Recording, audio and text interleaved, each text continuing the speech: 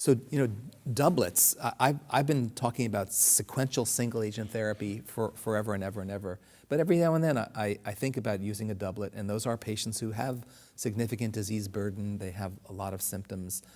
How do you view the Tesetaxel CAPE doublet as compared to others? For example, Docetaxel CAPE.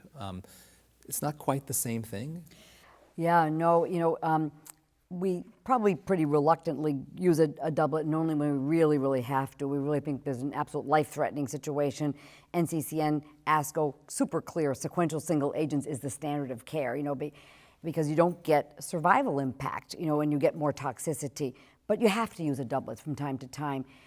But when you use a taxane with capecitabine, and of course, docetaxel, very familiar with, we did a big adjuvant trial with it as well.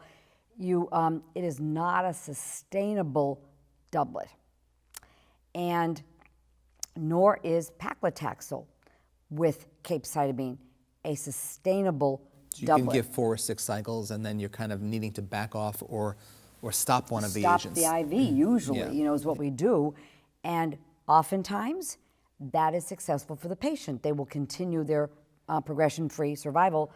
However, unfortunately, I've had a number of occasions where you stop the IV and that was the agent that was really helping the patient, and then the disease progresses again. So certainly it would be ideal to have a well-tolerated doublet for those patients who you need doublet therapy for.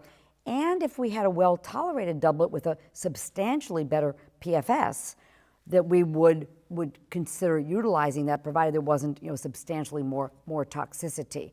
But it would be great to have a doublet where the efficacy was excellent, but the tolerability was such that you could continue that indefinitely. Right, so you don't run into limiting neuropathy, fatigue, lower incidence of febrile neutropenia, etc. Exactly, and just this incredible asthenia, that builds up over time.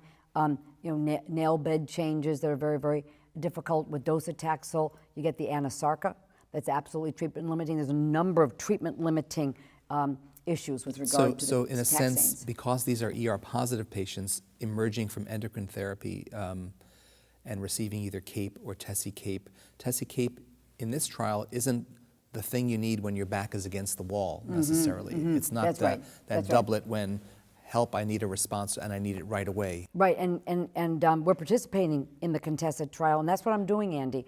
Whenever I would be giving a woman capecitabine, and she's got measurable disease, as the trial requires, I just automatically say, hey, let's look at this trial for you. And we are participating, and I'm making it my chief goal to put more patients on the trial than you and your group. But that's a big challenge.